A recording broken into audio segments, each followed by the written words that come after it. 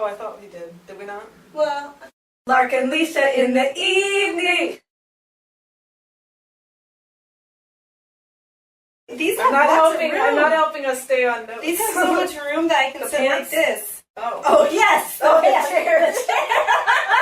Chancho did lend me some sweats. So they have always so much room. I can just grow. Eat all the pie. Bring me some food. I have room to grow. You have something to share. You have some news to share. Oh, are you talking about my podcast resolution? Yes. Okay. Well, I watched some of the podcasts, and I concluded that most of the time I look really, really uncomfortable. So I'm going to try not to look uncomfortable like I just swallowed a frog or something the entire time. So this is my new podcast look. What if there are people out there who are like, you know what I feel like? I feel like turning on a podcast and turning down the sound and watching someone look uncomfortable for 45 minutes. Well, this was the Now podcast. we lost our base audience, and we're going to have to find a new niche. Niche. I always say it niche, but I hear other people say it niche, which I think is closer to Niche. French. Is it really? I think it is. Okay. We're going to talk about evangelism today. We are going to somewhat stick to our notes, and I'm not going to rant like a giant brat this time. Oh man, I had a bell. I was going to bring in a bell so we could To ring at me when I'm being a brat? No, well, sure, if you want to, but for random things. I figured we could just see where the Spirit took us, and we could ding the bell whenever we felt like dinging the bell. But I forgot the bell. You're gonna like Pavlovian me to like feel guilty every time I hear a bell. I'm like, oh, I'm being bad. I'm a bad dog.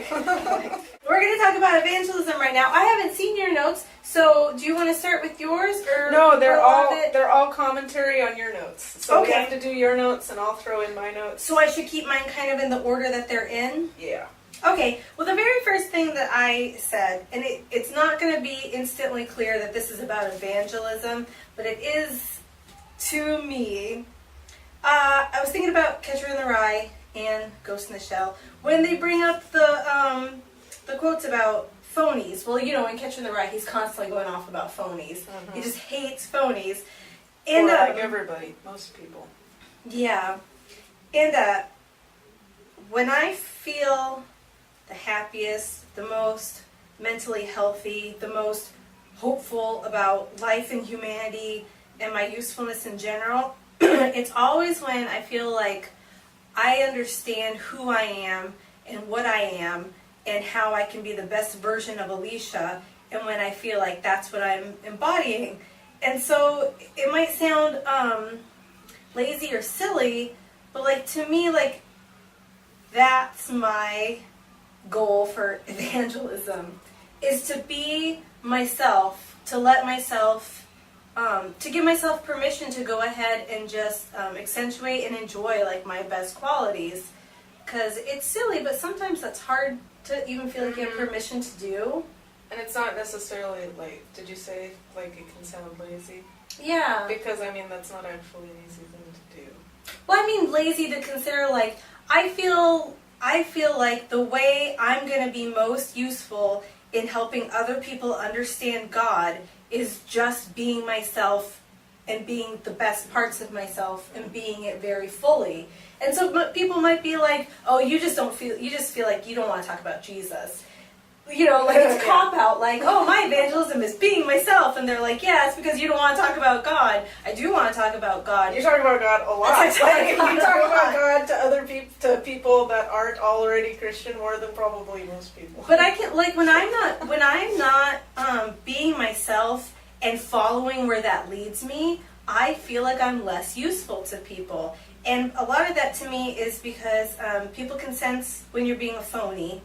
And I don't think people mean to be phony when they're evangelizing, but if you think evangelism is like just always like preaching Jesus and preaching the gospel, and you do that instead of ever sharing who you are as an individual with people, then it's going to come off as phony.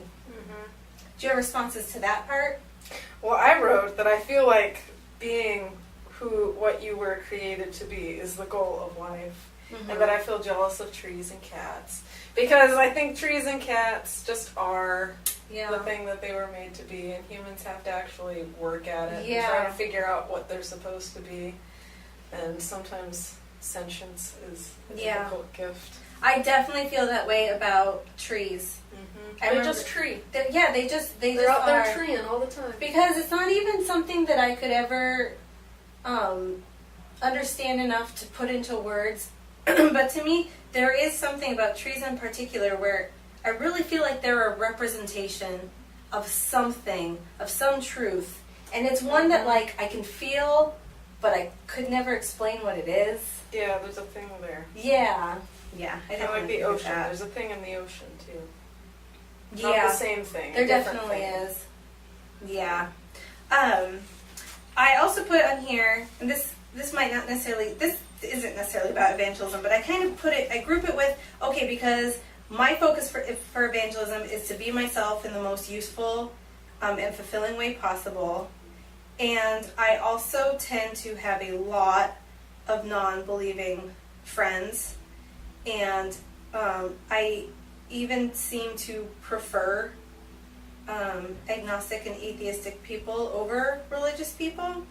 And so more when I was really young, when people were worried about me during my influential years. But even now, sometimes your formative years. Formative, that's right. I'll still hear Christians sometimes warn against getting too close with unbelievers or having too close of a friendship with them. So I was kind of wanting to talk on here about I see two philosophies in Christianity, and they both come from things that Jesus said. So there's the one camp who take the position when it comes to how they deal with the world that whoever doesn't gather with me scatters abroad. So those are the people who are afraid of finding truth in the secular world. They don't want to go looking for truth in secular art or philosophy. Because if it's not explicitly about Jesus, then there's going to be a part of it that is scattering abroad to them. Or if it's hard to see how it fits in with the theology. And they do it with people too, not just ideas, but they do it with people. They don't want to be really, not just immersed, but they don't want to make really close connections with a lot of non-believing people because they don't want it to affect them. So there's the he who doesn't gather with me scatters abroad people. But then there's also the he who isn't against us is on our side. And I'm one of those people. Clearly. Yeah, I'm one of those people. I'm one of the all truth is God's truth. So if you find truth anywhere, you don't have to be suspicious of it. You can learn from the parts that are true and just have enough common sense to recognize the parts that aren't. Yeah. I've had encounters with that this week. Really? Because I was listening to this show that was such an interesting Christian artifact. I think it's called Wretched. And it was so fascinating to me. But it was the theme of it, part of it was about how recognizing these problematic worldviews and certain schisms happening in certain movements in Christianity right now.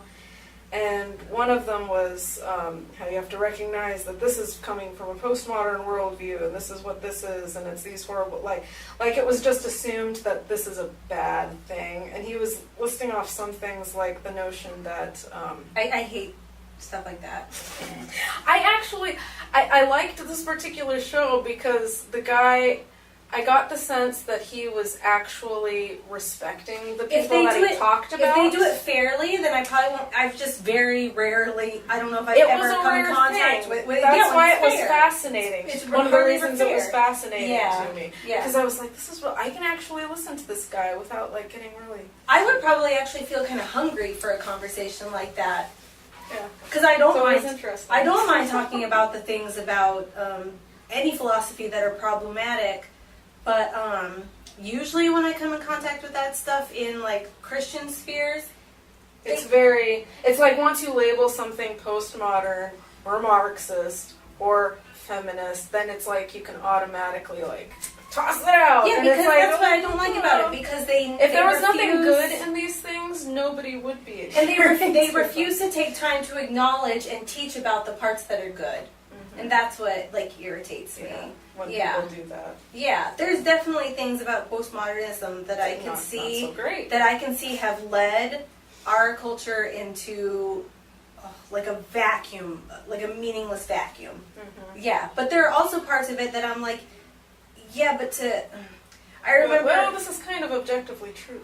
Yes, there are parts of postmodernism that I'm like, no, like people finally thought that because modernism, like, forced you to not think about some things. Yeah. And postmodernism was like, no, we're going to think about this stuff and we're going to talk about it. There's some tricky bits about language and acknowledging the fact that language is socially constructed and therefore always context bound, and that, you know, that there's nothing wrong with that. Well, like, yeah, because like what came right before postmodernism, which is just modernism, right? Yeah. There were parts of it where they were just like, no, you don't think about that. Yeah. And that's what really bothered me about it. It's like, and you ran into that in Christianity a lot before postmodernism. There were some things where it was just like, no, we don't say that we don't have an answer for that, and since we don't have an answer for it, we don't think about it.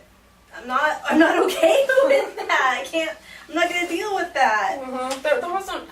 I don't get the sense that there was any room for paradoxes in modernism, and there is in postmodernism, and I think paradoxes are very important to the way God structured the universe. I think and they're important to understanding the Bible.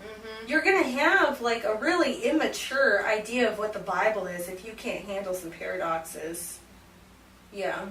And you see a lot of like trying to undo the paradoxes and define them such that there aren't any paradoxes. Yeah. And sometimes I feel like that's a downside to like being a little bit more postmodern, because sometimes, you know, the paradox isn't really there. It's just, you know, a relic of cultural differences. Yeah. So sometimes I do feel like I'm a little bit more likely to see paradoxes where maybe they don't actually exist, but I think there are definitely some. Of course postmodernism led some bad places because people were following it separate from any belief in God. So of course it... Yeah. Yeah. Okay.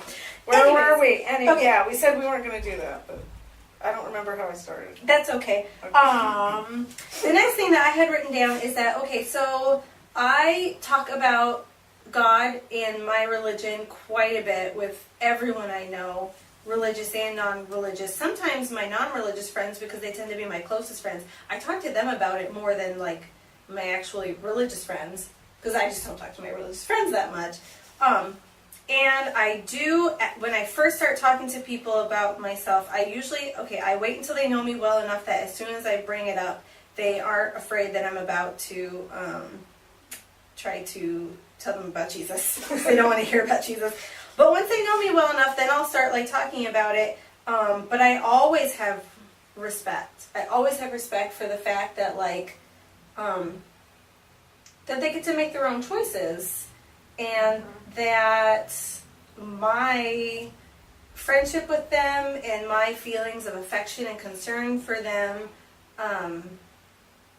have to be subject to respect for their wishes and their boundaries.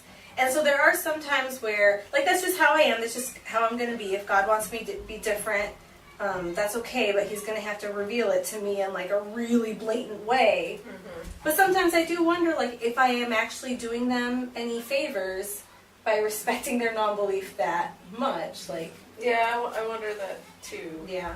Because I'm not very... I talk about religion with people at work, but it's usually... It's not like this, like I'm telling them the gospel or anything. It's more like either we're from different Christian backgrounds, and we're talking like about the differences, which is really interesting to do. But when it's with not religious people, I feel like there's this jump that maybe is supposed to happen at some point where we go from just talking about, you know, what like my religion to like actually sharing the gospel, and I'm not sure how to make that lead in a respectful Yeah. way. Because I have been with like even not religious people where I felt a change in the conversation where they were clearly trying to sell me on some kind of philosophical or religious idea. Yeah. And nobody wants It's that. completely off-putting. It's very, it's very like, what is happening? Is something weird about to happen? So I don't want to do that to people because I don't want to make the gospel weird. Yeah. But maybe I just haven't talked to people long. Because, okay, I feel like this is a central tenet of the way I feel called to evangelism, is I feel like there are some people who are called to cold calling people, so to speak, on the street. That's and just the way like to put it. proclaiming. Yeah. And I don't feel like, there have been instances in my life where I was in a context where I felt like God was very specifically saying to me, okay, you need to do this right now. And it was not easy, but I did it. So it's not like I don't believe in people doing that. I just think that if you're not called to it, you should only do it if you've been specifically called to in a particular instance. I was going somewhere. I lost my track. Some people are called to cold call people. Oh, and some people are not. And if you're not, then I think you have to earn the right to speak that into people's lives. Yeah, I definitely agree. With a relationship. Yeah. That it's weird to just have an acquaintance and think that you have the right. I think it's arrogant. I think it's arrogant to ignore the way our culture works and think it just reminds me of like the missionaries that ended up in California and told the Native Americans there and farther south, just the natives, like, you're going to convert or we're going to kill you, and like all these weird things, yeah, all these weird things that you have to restructure your culture because we're better than you. I read this really interesting book that I got free from MSU Surplus. It was in like a big old free bin, and it was. It's called Autobiography of an Unknown South African, whose name escapes me. But I think he gave you permission for that to happen. Mokatli, something like that. But the first section of it, his was the first generation after the missionaries came to South Africa, and he tells about, like, he remembers the transition where they first came and they did stuff that had nothing to do with Christianity at all, like having them restructure how they built their towns, so that instead of they used to build them, there was the central. Hut? I guess the equivalent would be town hall, where business would take place, and then all the houses would be built around that, and then the all the other stuff, and they had them restructured so it was more like a European thing where there was straight streets with everybody was on a straight, like stuff that had, because they weren't just evangelizing, they were colonizing. Yeah, they were colonizing, and it sounds like they came with the best of intentions, but like they couldn't decouple in their minds their culture from. I think maybe they hadn't had time to figure it out, but at this point, if anyone doesn't understand that evangelizing and colonizing should not be combined ever. They should never be combined. Well, and there are some people that would contest that because Mom's told me about reading Christian textbooks where they'll embarrassingly downplay the downside of empire because they brought all these good things to these backward heathen people. It's 2018. The only person that I want to combine evangelism and colonization is Jesus. Yeah. And he's allowed. I don't want anyone else to do that. It's just does anybody really want a theocracy? Because when has that ever gone? I only want one. Because there's one single theocracy. And Jesus is king of that, in the flesh. King of that, exactly. Not like somebody's. That's the only one I want. Yeah. Oh man. Oh, but I think it's arrogant to people know the way our culture works, that it is rude and uncomfortable to think that you're going to, with no personal relationship with someone, start telling them that the way they're living their life is wrong. And I think to ignore what you know about culture and just be like, no, I know what's best for you, and you do. You're right. Mhm. I know what's best for you, and I'm just going to tell it to you, and I'm not going to worry at all about how you're going to take this. To me, that's just a little arrogant. But like you said, some people are called to it. There are different Yeah. gifts of the Spirit. Yeah. It's just kind of like, And you know what? The people who are called to that, it works. It works for them. Yeah, because the Holy they're called Spirit for is that. telling them to do it. It's just like how I don't think it's ever bad to pray for healing in a church. But I don't think everyone really should try to pray for healing in the way that someone who has a gift for healing does it. Like when I pray for healing for someone, I do it at my own capacity. So I'll pray things like God, this person like is sick and they're hurting and they're suffering and they're coming here and they're asking you for help. So please, will you heal them?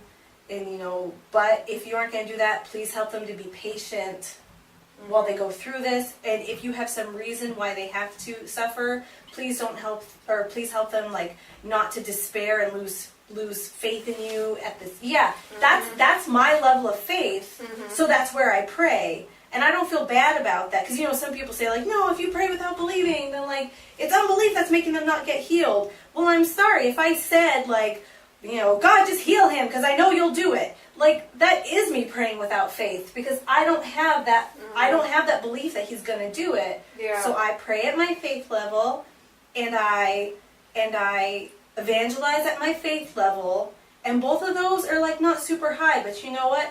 I hope and I believe in people at my faith level, and that's really high.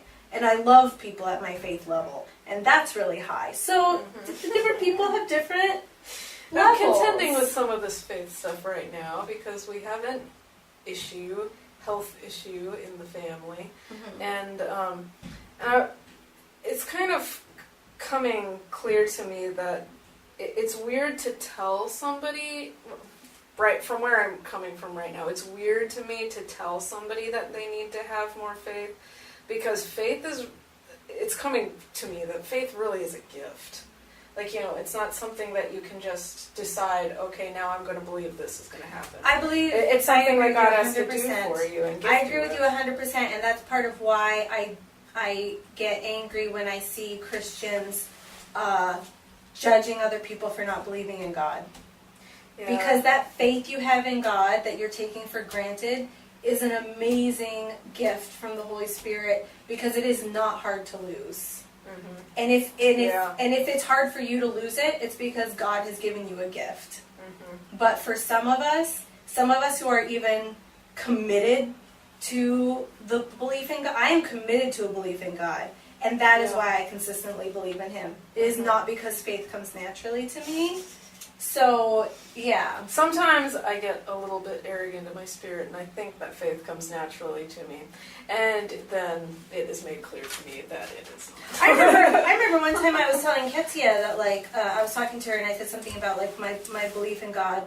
And I was like, but, like, I can't guarantee what I will or will not believe in a few years. And she said, really? And I said, well, yeah, because my ability to believe in God is directly connected to my mental health, my state of mental health. When I am not healthy mentally, it is a lot harder to believe in God. And I remember she was just like, interesting. But I'm like, yeah, like as far as I know, I'm going to believe in God this strongly for the rest of my life, but I can't say that for sure, because if things go south mentally, I can't guarantee it. But this is all leading in pretty well to like my biggest idea when it comes to evangelism, and that's like, you should never try to sell something you haven't bought into. And so I don't think, because some people are afraid. They're afraid to admit to anyone who doesn't believe in God anything that they don't have total faith. They're afraid to admit doubts. They're afraid to admit some people just believe that the Bible is completely inerrant and you can just read it all and just take it straight from pages and implement it. Yeah, I don't consider these doubts. These are my beliefs about the Bible. Yeah. I don't believe the Bible is perfect. I don't believe the Bible wasn't edited over time. I believe the Bible, some parts of the Bible to me are just the writer's opinion, and you don't have to take it as the commandment of God. I think that even as you read the stories, just because someone is like maybe, and most people who know a lot about the Bible will agree with this one. When you read a story about Moses, David, Peter, everyone basically but Jesus. When you read a story about them, just because they're a quote unquote like good guy, does not mean that any particular action was good or bad. You know what I mean? Mm-hmm. You get to judge. You get to have judgment over what they did and if it was good or bad. Yeah. I believe all these things about just the Bible. because they did it doesn't mean. Yeah. And a lot of people, they do believe the Bible. That sort of like all or nothing, and it's all for me. Like there are a lot of people like that. But I'm not like that, and I think there are a lot more people who aren't like that than will admit to it or will let themselves even consider, because they are afraid to admit any weakness. But this is something that I hate about like American conversations over a lot of things, over a lot of political things. Oh, unwillingness to admit any kind of weakness. Yeah, unwillingness to admit to any kind of weakness or ignorance or ambiguity. Yeah, there are so many like big political arguments where I feel like, well, nothing is ever going to get done because both of you guys have some parts that are legitimate and some parts that are wrong, but neither one of you will ever honestly consider the other person's strengths or admit to your own weaknesses. And that's just something... Isn't that funny in a culture that's supposed to be postmodern and relativistic? Yeah. There's a lot of at once. But you can be a fundamentalist relativist. A lot of people I don't like the way they do evangelism, because if you aren't willing to admit, at least in the weaknesses that you do in your heart see, it's always going to come off as phony. And you're always going to be leading people down a path that you can't follow through on. And I don't like that. Like, I will not make promises to people about... I'll make promises to people as far as, like, if you believe in God, and if you really accept His sovereignty, and if you really read the Bible, trying to find whether or not He loves you, I promise you, you will find meaning. But I'm not going to promise you that you're going to find the solutions to all of your problems in this life. There are some problems that He's not going to give you solutions for. There are some because other people exist in the world, and you still have to deal with them. So I won't make people promises about stuff like that. I'll promise that He'll give you meaning, and I promise that meaning will carry you through the problems that you have to live with. But I mean, you're with work. Yeah, not in an easy way necessarily. You're still going to have to deal with sin in your own life. You're still going to have to deal with consequences of sins from the past. You're still going to have to deal with the way other people screw up your life. Like, I don't know. I think you would like John Walton's lectures on the Book of Job. Which I think I also mentioned last time. Yeah, no, I was like, I don't really like it when people talk about Job. But maybe he told me I would. Yeah, because one of the central ideas is that Job is not at all about defending God's justice, but it is about trusting His wisdom. Mm-hmm. And I found that very healing. Yeah. Because there are a lot of things, because I feel like problems that I've faced, I do have historically, kept coming back to the idea of how do I make God be just even though this happened, and being the idea that you don't really have to do that's not really a thing that we're in a position to do. Mm-hmm. You just have to trust His wisdom. That I feel like I can do. And I always am so encouraged by the parts of the little verses here and there in the Bible that I feel like are giving me permission to not swallow a lot of these common Christian ideas. And one of my favorites, even though it's a horrible verse, is that God will show mercy on those He will show mercy, and on those He hardens, He will harden. Yeah. Consider the goodness and severity of God. I love that verse, even though... You're like, well, I'm considering it. I'll probably be considering it for the rest of my life, because that's a big consider. Yeah, but I love that verse, because it's kind of Paul, everybody's trying to explain away these blatant things in the Bible, because they see them as problematic, so they're trying to explain them away. And this might not be what they were trying to do back then, but it's what they try to do right now. People try to explain away the genocide when they moved into Canaan. Like, they try to act like, oh, no, it didn't really happen, or they try to... And I do think there are reasons why God was allowed to do what He wanted. They try to explain these things away, or they try to explain away I don't even know why God doesn't make it easier for some people to believe in Him, so that they can explain why it's okay for them to judge those people for not believing in God. And I feel like they try to explain away all these things in the Bible that to me, I'm like, no, I've read the Bible probably like 6 times straight through now. I'm pretty sure these things are there. I've read them. And I feel like they try to explain them away because they don't know how to explain them and they think they have to. And then Paul just comes up and is like, no, God does whatever He wants. He is good and He is severe. And I'm like, thank you, Paul, for at least saying, like, no, guys, like, quit trying to get rid of what the Bible says. Like, I don't know. Or like that place where it talks about how Pharaoh wanted to relent. Is it the same place? And God hardened his heart. Paul does bring up so Pharaoh. that he couldn't Yeah. repent. Yeah, because Paul says, like, well, what if one vessel is made for honor and one for dishonor? Mm-hmm. Pharaoh was made for dishonor.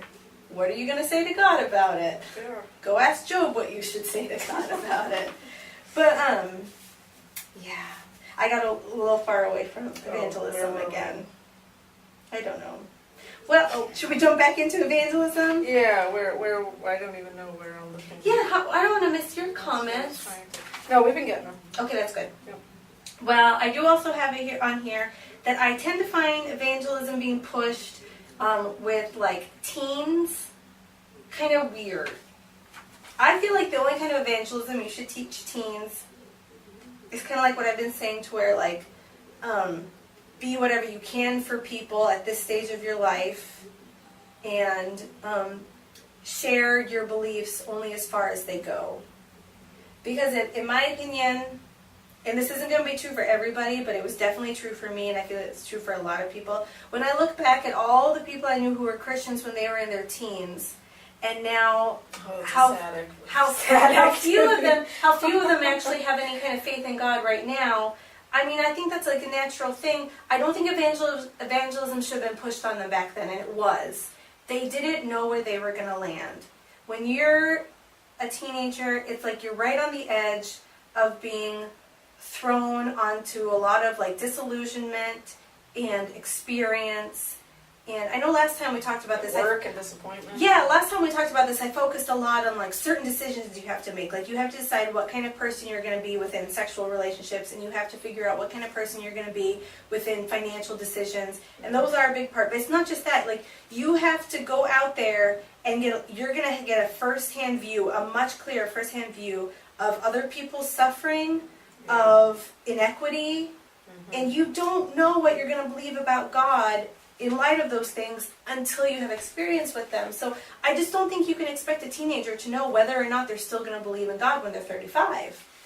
And so to push on them that like, no, like you, to be obedient to God, you have to be winning more souls for Jesus. Like, well, why don't you let them wait and see if they're going to be a soul for Jesus first?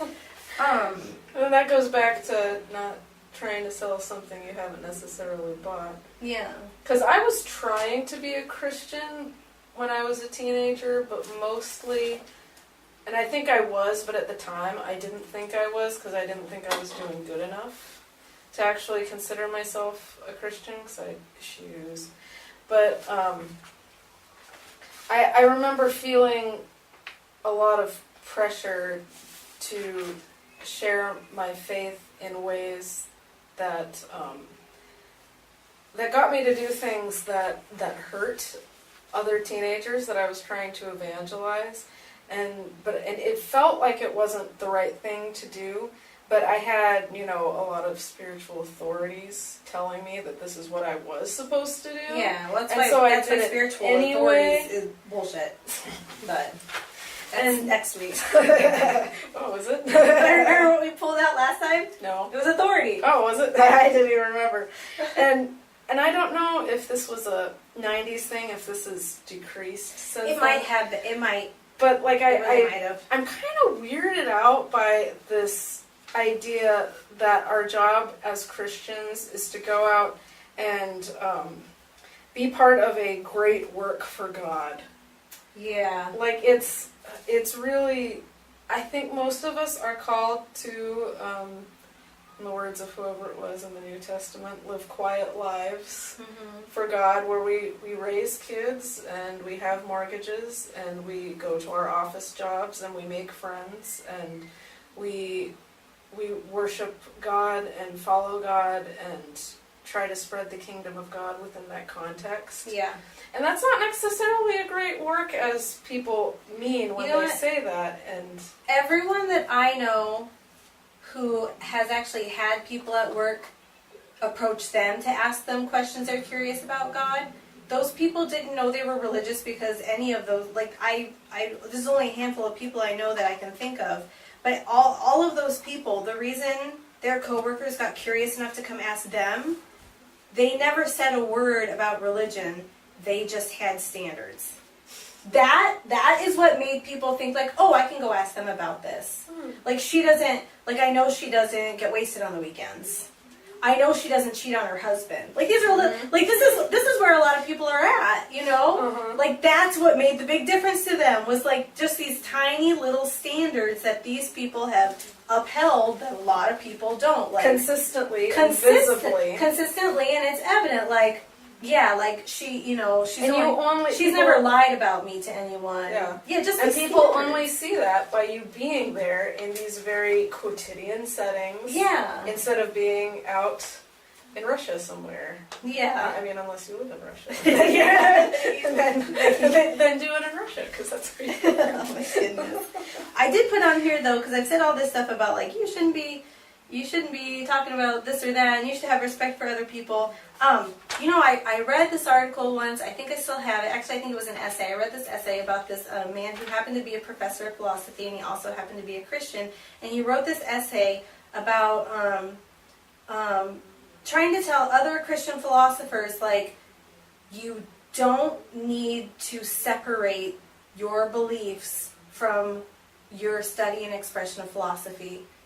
And you all feel like you have to. You all feel like to actually be in philosophy, you have to separate it because other people don't respect it.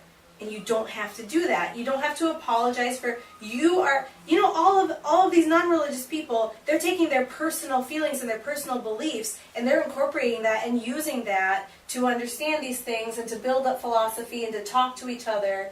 And you can't let this one little thing get stigmatized.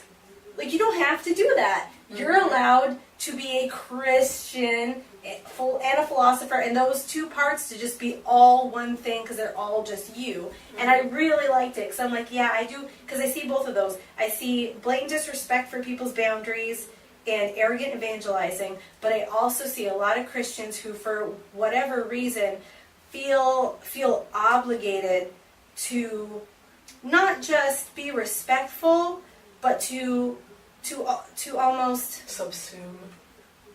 Yeah, to make sure that they're always playing a part of a not that religious person to keep everything comfortable, as if there was some unspoken agreement that like I'm gonna pretend like I'm not religious.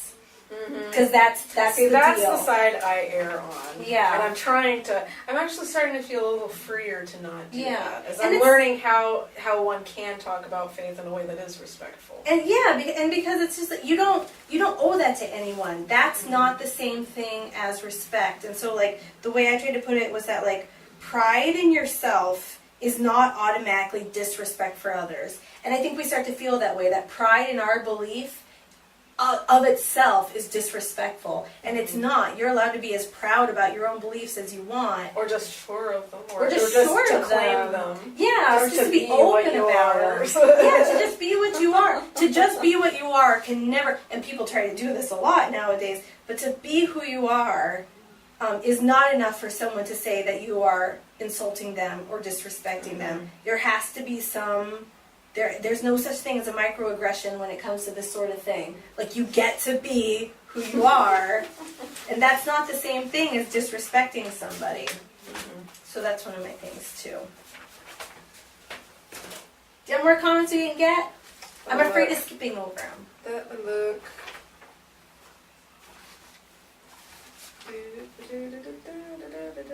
See, this is when it would be useful, but I can't read and play the keyboard at the same time. Oh, one of my thoughts was that I feel like sometimes when we talk about evangelism, we almost talk about it like it has this mystique to it. Like, and I think this ties into your, just without awareness of the culture, just like speaking it and expecting that to have good results without having to think about how people are going to respond to it. Like, it's almost like an ecstatic rite. Like, the more non-normal it is, the better it is. Who on earth, like what man on earth would think that they were just going to go around just asking girls out without ever having a thought to what would attract this girl or make this girl comfortable or make her actually want to go out with you? Well, that is actually the strategy of pickup artists. Is that you just ask every girl, regardless of how you think they'll react, and some of them will say yes. Yeah, but that's because they're manipulative in some other way, or insightful in some other way. Yeah. But most guys, they're gonna try, if they're gonna be successful. I just don't see why this should be any easier than that. You think it's gonna be easier to change someone's belief system about the universe than to get a girl to go out to dinner with you? And maybe some of this view comes from the fact that most of my conversations with evangelism happened in adolescence and young adulthood with other adolescents and young adults. Or even just in church. Because even the sermons in regular church that were to the entire congregation, I feel like a lot of times we're kind of like this. But you're right, that might have been a 90s thing. Yeah, well, or just we were young and what did we know? Kind of thing. Maybe we took it too seriously and it wasn't meant to be taken that. Yeah. Maybe they were like. Maybe all the older people are like, what, this is a problem? Yeah, maybe the pastor was like, if I push it to 10, maybe I'll get about 4 out of them. You know what I mean? Like he shot way too high so that they would get somewhere. Didn't you have some quote for someone who was saying that they were just. Oh no! It was from the Phil Vischer podcast. They were talking to them, and they were Well, they're on the Phil Vischer podcast. Yeah, there was a guy whose father was this really famous Christian rally evangelist, and when they saw that that sort of thing wasn't working, it just wasn't getting results anymore. They decided they wanted to focus more on service. So in Seattle, they started this program where they started having volunteers work in public schools. Sometimes just to fix up the buildings because they were kind of dilapidated. Sometimes to give I think career counseling and that sort of thing. But when they set it up, the administrators told them though if you guys come and do this, we'll let you do it because we don't have the funds to get these things done otherwise. So you'll do it for free. We'll let you do it. But they can't talk to these kids they can't try to evangelize to them. They can't talk to them about religion. And he told them you have no idea how much I try to get them to talk about Jesus. These people don't want to talk to anyone about Jesus. They're just as uncomfortable as you are. It's yep. I thought that was funny. Yeah, I did think that. It turned out to be a good thing, because now you can trust them to serve these kids. Yeah. You put the bait out there, and the deer come to. Well, that's a really bad metaphor, isn't it? I don't know. I think we're not slaying deer. I think you show people that you're good for something, that you're actually useful, and then let to them somehow. Become interested instead of just throwing. And improve their lives. You know what? If I'm a good friend to people and they never believe in God, but I helped them improve their lives somehow, I don't think that was wasted. I don't think I will feel upset about that. I might feel upset if, in the end, they're destroyed. I will feel upset about that. But I'm not going to be like, oh, well, I wish their lives had just been as miserable as possible before they got destroyed. No, I'm still going to be glad at least that their lives were a little less miserable if I was helpful somehow. I had this interview with Phil Vischer. Have you watched any of what's in the Bible? Yeah. It's awesome. We own it. Oh, do you? Yeah. Oh, can we borrow some of them? Oh, yeah. I think they might be at the church building, but I'll get them. Evie watched the entire thing. Because I watched some clips and I was like, this is the best thing. Evie watched DVD after DVD. I'm trying to find what this They're was so rollicking and crazy. World News Group. And Rhett and Link are in it a couple of times. Yeah, they sing some songs. Yeah, I didn't even know who they were, and then they were talking about it because I'm lame and I don't know anything about the popular culture. Okay, this was called It's Not About the Dream. But this wasn't necessarily about evangelism, but he just had some quotes that I really liked. Okay, So this is Phil speaking about God. He says, he didn't necessarily call me to see how big of an organization I could build. And this is a little bit farther down. I'm not going to put that mark so you don't really talk about that. Speaking about Americans, he said, we're drinking a cocktail that's a mix of Protestant work ethic, the American dream, and the gospel, and we've intertwined them so completely that we can't tell them apart anymore. I realized I'm not supposed to be pursuing impact, I'm supposed to be pursuing God, and when I pursue God, I will have exactly as much impact as he wants me to have. And I wrote in my note, like, yeah, because we can't assume that just because we are Christians that our impact is always good. Like, sometimes your impact is bad. Sometimes people would be better off without you still. Oh, I really like this part. Okay. The way Paul and Barnabas did ministry was to walk to a town, and if that town didn't want them, they'd shake the dust off their sandals. They wouldn't sit there plotting for 10 years how to take over the town. They'd just say, okay, Holy Spirit is taking us elsewhere. We have this American industrial thing where we want to build the McDonald's and Coca-Colas of evangelism and come up with formulas and systems that are guaranteed to work. And it can be highly effective, but I don't know that it's highly Christian. And I told you about that actual book that I actually bought and read as a teenager that was called Take Your Campus for Christ. And it was about how to systematically, like, convert everybody in your school and get them to allow Bible studies and make them rebuild the school so that there are hallways. No, that was not a part of it. Oh, just like those villages. And now I look back at that and I'm like, that was a little crazy, but I was like, I want to do stuff for God, so yeah. It all made sense good to me. You know what I have to say though? You were doing things for God. Was I? Of course you were. Oh, that's nice. You know, you were. You were finding your way out of a lot of struggles that had overcome you, but weren't necessarily your fault. And I think I think anybody who can come out of those sorts of things. Anybody who learns to I don't know what you call success, but anybody who learns how to deal with OCD, or I'm not saying you have all these things; these are just examples. Anybody who learns how to as well as possible deal with OCD or crippling depression or addiction. Anybody who learns how to deal with those things, to me, is going to be useful to God. Because those are the type of things that people deal with. And yeah, but I really like that one. I do like that one. I think that's all I had for that. It's just like, let's talk about emotional problems for a little bit, and then I'm kind of done with evangelism. No, you know, emotions corner. And I'm not that emotional. So I make up a little ditty for that too. It should sound really cheesy because I'm not that emotional of a person, so it'll sound really cheesy, and then I'll just be kind of like cold-hearted. So I had this feeling this one time. That was fun. No. Okay, but yeah. I remember I've even brought up on the podcast before that thing I really liked that I read after Robin Williams died. And it was written by someone who also dealt with the same kind of, I guess I'll use the word depression for lack of a better word. And so he was and so the guy who wrote it said, like, the fact that I am still alive is just proof that so far, every time like an attack or a phase has come on, I have been able to weather it. But every time that happens, there will always be a chance that I will not weather it, and I will kill myself.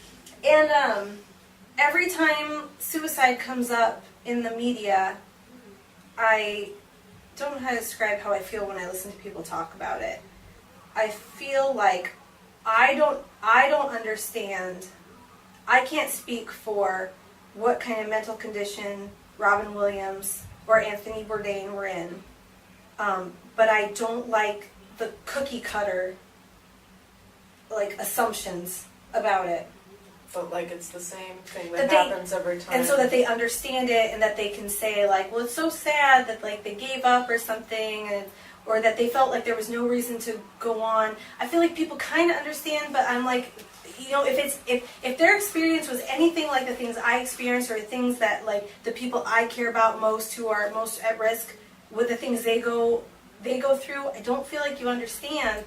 And I gotta remember exactly how I was gonna say this. When I really do feel like there are a lot of people out there who meaning in life has just been robbed from them by the philosophies that like made most sense to them. A lot of people have been robbed from like the idea that there's meaning in life, and when you don't have that given of life being meaningful, life is sometimes pleasurable, but a lot of times it's exhausting. Mm-hmm. And when life is just exhausting and there's no reason for you to think that's ever going to quit, why? Of course it's a toss-up that you're going to kill yourself. And that's the part that I feel like people don't understand. Like, it's not surprising. Like, if you're that kind of person where you feel that, like, kind of, like, you know, it affects you that there's no meaning to life, and there's so many people living with this understanding that life is meaningless. Like, because I get exhausted that way sometimes, just never as much as these people, and I never have to go completely without. Like, when I feel like life is meaningless, I don't really feel like life is meaningless. I more feel like I don't know if God is ever going to give me back that understanding and sensation of meaning. Mm-hmm. I don't know if He's just going to make me stay in this state, or if He's going to, or if He's going to intervene somehow and help me to be able. Because sometimes the meaning in life to me is something that, like, I know it's there, but I can't. It's almost like you can't experience it. I can't experience it. Mm-hmm. I know it's there, but I can't experience it. Which is actually how I would define depression. Yeah, but I experience it. Yeah, but I know it's there. These mm-hmm. people, they have no reason. They have no reason to know it's there. Mm-hmm. So if you don't feel it and you don't know it, then and it's exhausting to live that way. Mm-hmm. And so I understand 100%.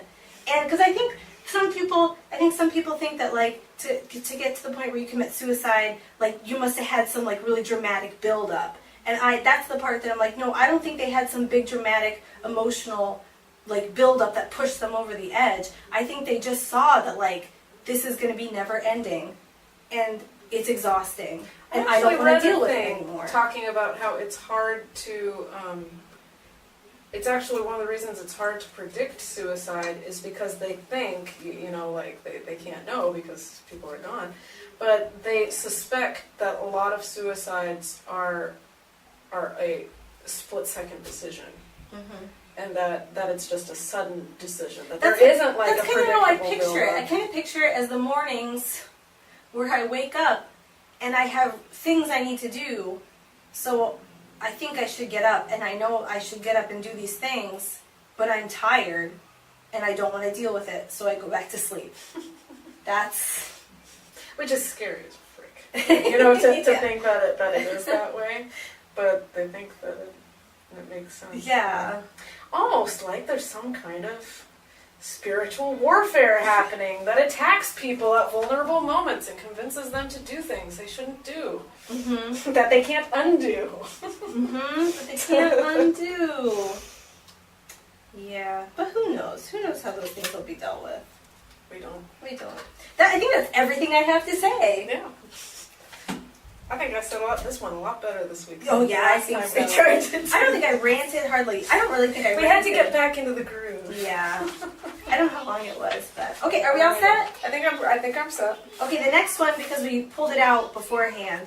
Next one's going to be about authority. I'm going to have to get myself back in that mindset, because I think for a while I was real riled up about it, and now I'm just like, I've kind of just been like, oh no, like screw you guys. We could do a different one and save it for one. Oh, it might be fun. Oh, okay. It might be better now that I'm not. You know what I want to do one about sometime is, did we already do one about quiet time practices? No. Because I would like to do that one next, if you don't mind waiting for authority. Yeah, let's throw them back in the bucket. Back in the bucket. Okay, we're going to do quiet time practices. It's our bucket. We make our decisions. Oh, it's going to mean I'm going to have to do quiet times, isn't it? No. Well, I mean, maybe. Will it?